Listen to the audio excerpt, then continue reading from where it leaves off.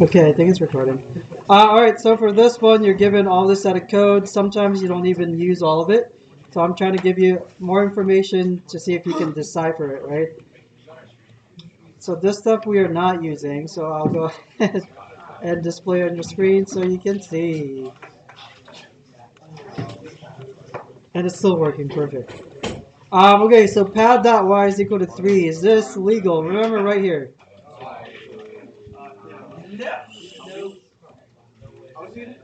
Is it legal? Why? Okay. Why is private is the reason?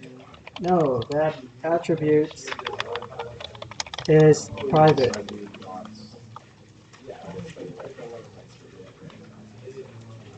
Next one, pad.set x3. Is that good? No. Why not? No setter.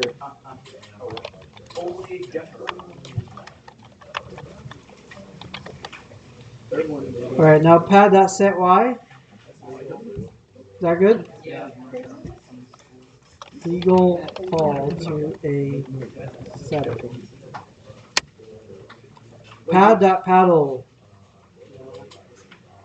Why not? I'm calling this constructor.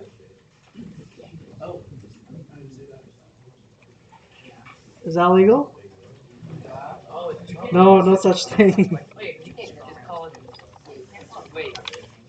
So I'm just trying to mess with you. You can't do that. Wait, you can't. Yeah.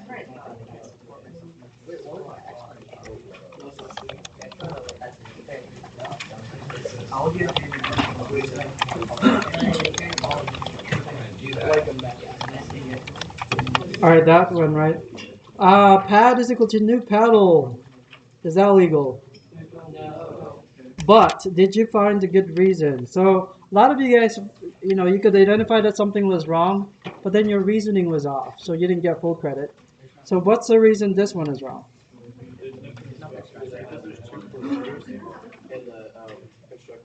Close? What's another way of saying that?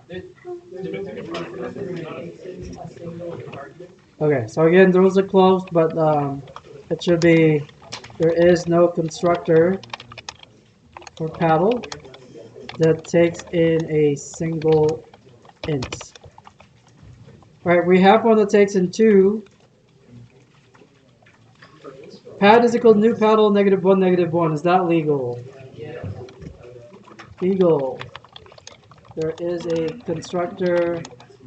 Wait, is there one? What's wrong? No, because there's no constructor for that, is that specific enough? That is very specific. Yeah.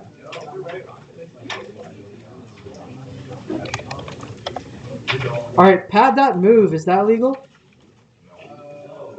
Alright, but what's your reasoning?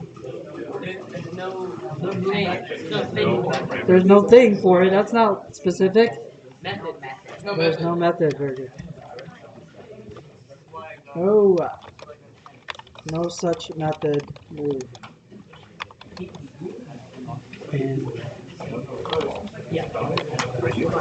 Our pad.name is equal to my paddle.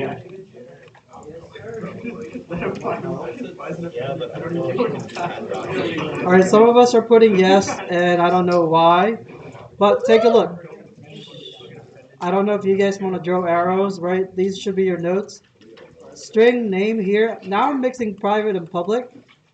If it's public, then this is a valid way to call upon that attribute.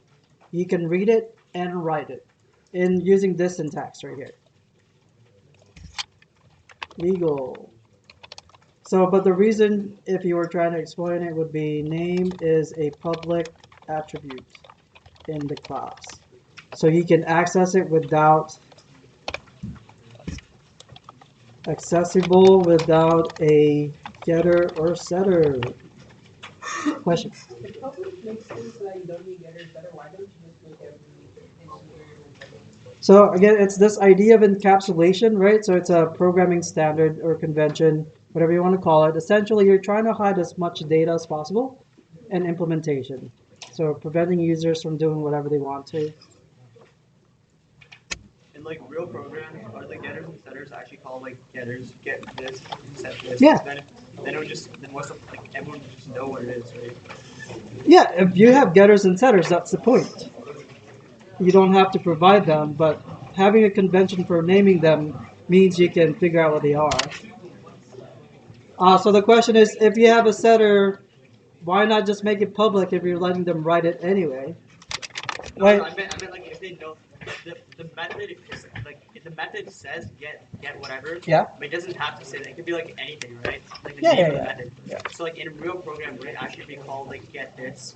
Yeah. So you're not trying to hide the fact that you have these attributes, nor are you trying to hide the fact that you gave them variable names. You're trying to prevent direct access to them. But doesn't a getter setter actually like give you direct access? Yes, but you wrote the getters and setters, so you can add specific code that prevent other users from doing anything malicious or weird. Okay. Oh, it's like kind of like not encrypted, but like yeah, like antivirus. Yeah, you're controlling the access in some Wouldn't manner. it help to just make the getter or setter be named something else if they don't know what it's called? No, if you're writing a getter or setter, Like you instead of saying- want to provide access. No, but instead of saying like get this, right? Get variable, make it like the method, well, like some random arrangement of letters that you write down so that you know what the getter or setter is.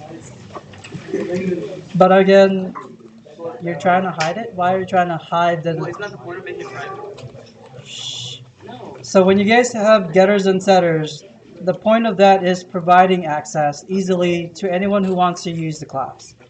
When you make it private, you're just controlling how much somebody can do to that variable. So if you provide getters and setters, you can limit, for example, if you're trying to set the age for some reason and you give them a setter, let's say you don't want negative age or something, then you can limit them from changing it to a negative number. If you feel like z equals 5, is that automatically public? If you write Yeah, nothing in front you're of right. So now the question is, what if you forgot, if you omitted that? By default, things are public. Yes, sir. All right, so this was given to you guys, so it's okay that there's mixed stuff. However, when you guys are writing classes, especially for the AP and for your tests, make sure you're hiding that data. Very good discussion, though. All right, next one. Pad is equal to new paddle. Legal? All right, actually, a lot of you guys got this wrong on the quiz, so I'm not sure why the question hasn't been brought up. Some of you guys said that this was illegal. So remember, pad is a reference to an object. You can change what it's referencing to, right, or what it's referencing. And so this is legal because all you're doing is saying, hey, pad, instead of pointing to whatever you're pointing to, you're now referencing a brand new object that I just created. So that's the reason this is legal. Again, a lot of you guys said that was not legal in the quiz. And then the other thing right here, assume there's already an object named pad, right? And so you didn't have to declare it. If that was your reasoning, it's already given to you. Anyway, in this case, this is valid. There is a default constructor. Valid. Ooh, wow. There is a default constructor. Int z is equal to pad.set y30. Legal? No. That's, yeah. Wait, Ah. isn't it gonna run, but it won't do anything? Okay, so essentially you're trying to assign something. Is it legal to assign an integer to nothing? No. Not valid. Set y is a void method. It does not return data. So this assignment is not legal. Very good there. Legal. Finally, pad is equal to new paddle testing. Legal? Why? Perfect. So this one is valid. There is a constructor that takes in one string. Cool. So again, please use these as your notes. Your quiz on Friday will probably have these again, just because again the class did not do so hot in that section. Not saying everyone did badly, but majority of us. What sections like on those online notes?